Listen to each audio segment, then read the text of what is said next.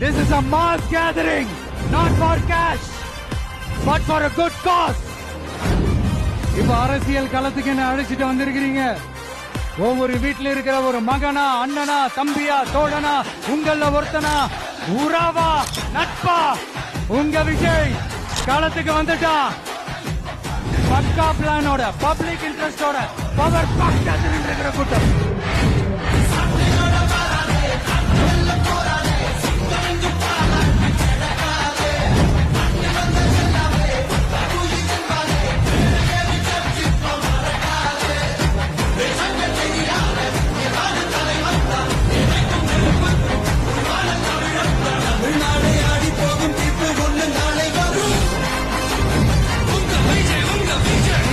எல்லாமே நீங்க எல்லாரும் என்னுடைய ரத்த உறவு, கூட பிறந்த பொறுப்பு.